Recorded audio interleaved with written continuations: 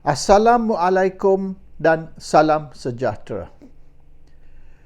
Di Malaysia 5 tahun kebelakangan ni macam-macam langkah ada.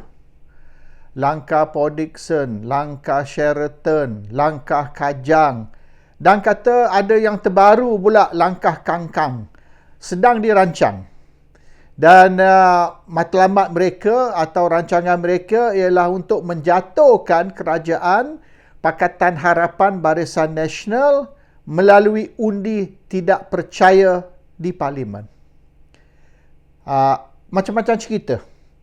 Ada yang kata mereka nak menghadap Agong, Sri Paduka Baginda, yang di-Pertuan Agong pun telah membuat kenyataan dia tidak akan layan mana-mana pihak yang datang bawa surat sumpah ataupun SD.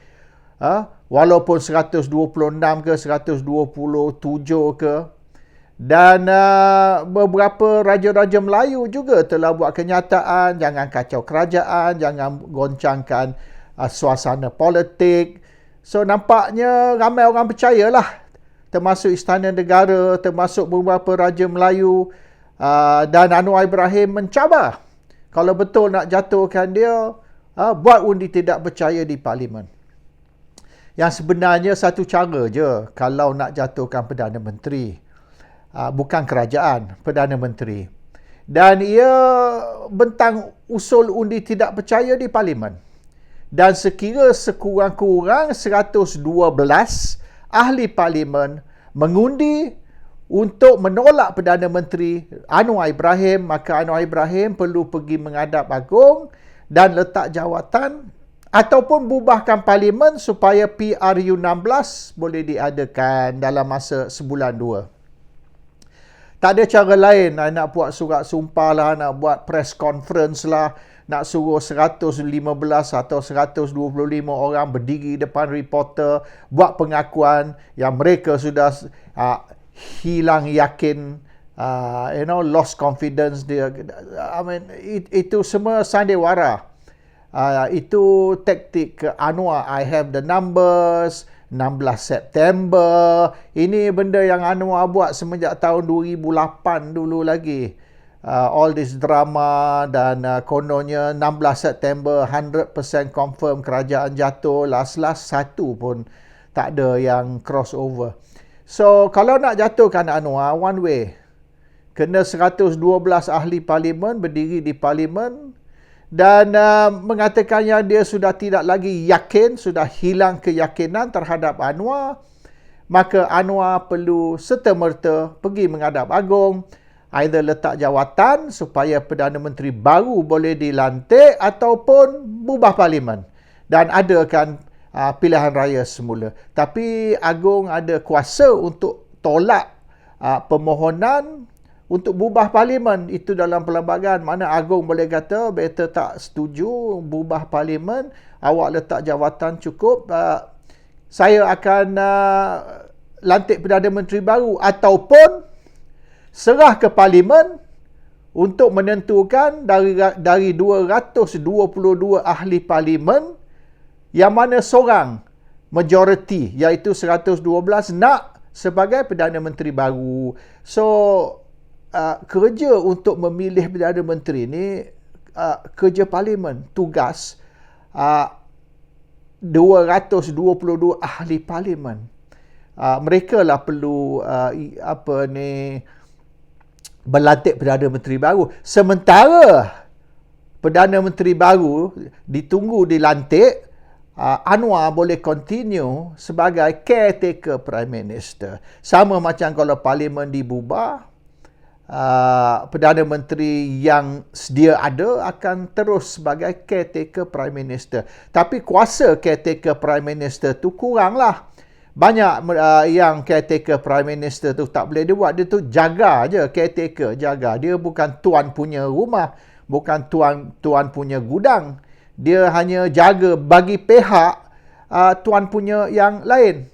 So he's just a guard to guard, caretaker. Caretaker ni maksudnya jagalah.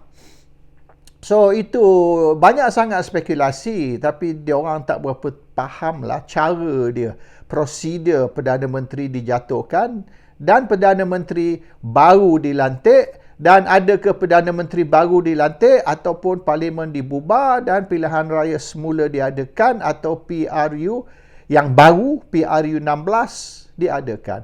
Actually very straightforward, tapi orang politik ni nak mengelirukan rakyat. Jadi macam-macam spekulasi.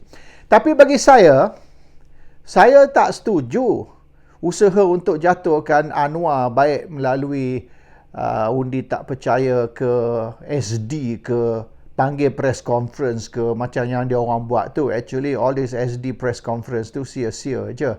You kena serah ke Parlimen. Tapi saya tak setuju untuk Perikatan Nasional ataupun musuh kepada Pakatan Harapan dan Barisan Nasional bersatu dengan Perikatan Nasional untuk nak jatuhkan kerajaan atau jatuhkan Anwar melalui undi tidak percaya, which is actually the correct way lah. Undi tidak percaya. Lain daripada tu drama je. Just a bit of wayang. Tapi kerajaan baru maknanya tak lama lah, baru berapa bulan, 6 bulan baru, dan ada 4 tahun lebih lagi untuk nak capai 1 term 5 tahun. Saya rasa elok kita biar saja kerajaan ni, oleh kerana keadaan ekonomi, keadaan politik dunia, the global political situation akan bertambah buruk. Pandangan saya, mungkin saya salah, mungkin ahli ekonomi macam Profesor Jomo tu lebih mengetahui, ataupun Joe Gani lebih mengetahui sebab dia duduk dalam kerajaan dan handle kewangan negara. Tapi pandangan saya sebagai layman lah, sebagai orang biasa, ekonomi dunia akan bertambah teruk over the next 1 year. Banyak bank akan bankrupt di Amerika. Dan keputusan kerajaan ataupun dasar kerajaan untuk EPF ni mengurangkan investment luar negara dan suruh EPF ni invest lebih di dalam negara, ini akan merosakkan juga pendapatan EPF. EPF ni income ni akan kurang. So EPF nak maintain dia punya dividen untuk dia punya pencaruman very difficult. You cannot maintain a high dividend rate when you are earning low dividends. So bila EPF ni pendapatan dia kurang, dia pun terpaksa bayar kurang.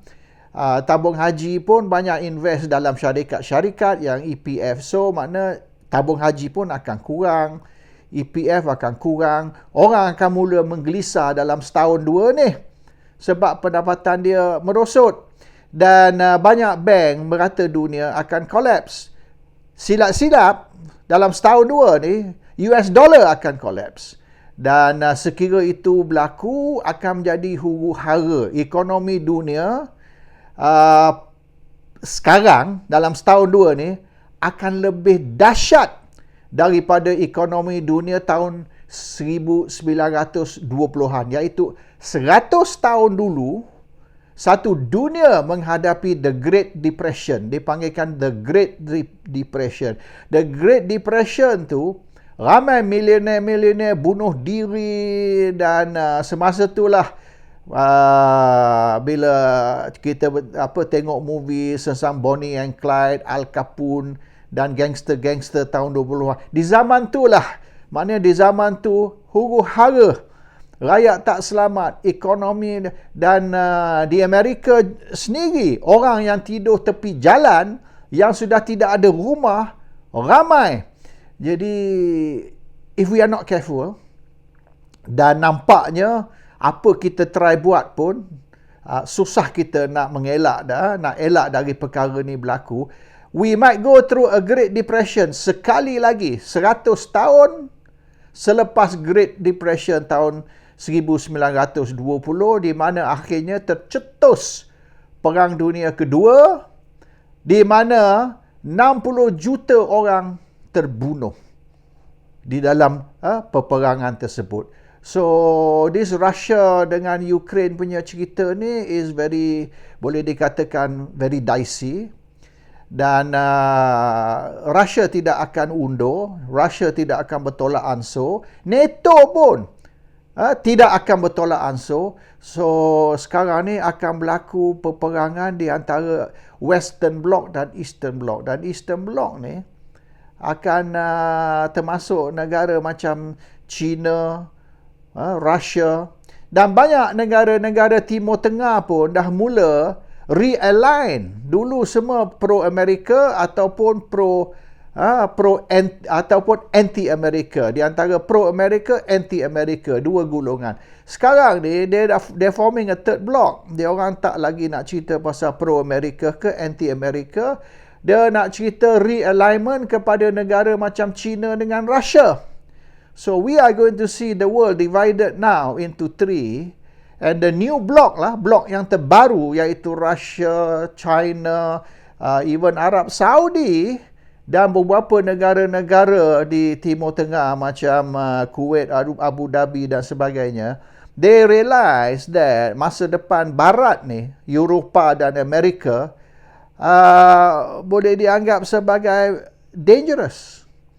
And kalau dia orang align dengan Western countries ataupun European countries, kemungkinan apabila kapal ni tenggelam, dia orang akan lemah sekali. So we are seeing a new world order. Yang dia orang cerita new world order ni, mungkin sekarang ni muncul new world order. New world order ni berlaku, tapi bukan dalam bentuk yang Amerika berhasrat. It is a different type of new world order. Dan Malaysia ni dah tak tahu ke mana dah. Malaysia ni hanyut. Dan siapa Perdana Menteri 2, 3, 4 tahun akan datang ini, dia akan menghadapi masalah yang sangat-sangat besar. So saya tak setuju. Kalau sekiranya Anwar dijatuhkan atau kerajaan pakatan dijatuhkan dan perikatan ambil alih, this is the wrong time to take over the country. Jangan. Biar Anwar dan pakatan dan barisan terus sebagai kerajaan. Biar 4 tahun lagi pun tak apa. Sebab kemungkinan besar apabila rakyat ni sudah menderita sangat-sangat, mereka benci dengar nama Anwar Ibrahim, Pakatan Harapan dan Barisan Nasional. Mereka akan maki, they will curse the name Anwar and Pakatan and also Barisan.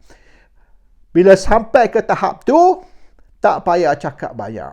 Pengundi rakyat Malaysia dengan sendiri akan tolak Pakatan, tolak Barisan, tolak Anwar, tolak Ahmad Zaid Hamidi. Semua mereka akan di-reject, akan ditolak oleh rakyat. Tak payah kita hasut mereka, tak payah kita batu api mereka.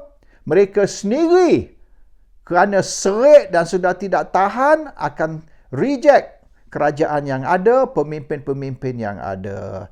So we just give them enough rope to hang themselves. Kita ulur tali aja. Ulur tali, akhirnya mereka belit, tekuk mereka sendiri dengan tali. Kalau kita ambil alih sekarang, kita jatuhkan kerajaan, dan orang kata actually kerajaan ni tidak diberi masa, not given enough time. Hanya 6 bulan dah jatuh. Sepatutnya kalau kerajaan ni kita beri 1 term, beri 1 penggal, biar dia orang bukti apa mereka boleh buat. So masih akan, rakyat masih akan fikir yang kerajaan ni tidak diberi cukup masa. Kalau diberi cukup masa, Malaysia ni akan aman, damai dan rakyat akan kaya raya. But we let them rule for sampai lagi 4 tahun, 4 tahun setengah. Mungkin rakyat tak boleh tunggu sampai 5 tahun. Mungkin rakyat sendiri akan bangun dan rakyat akan suruh kerajaan ni letak jawatan, Anwar letak jawatan.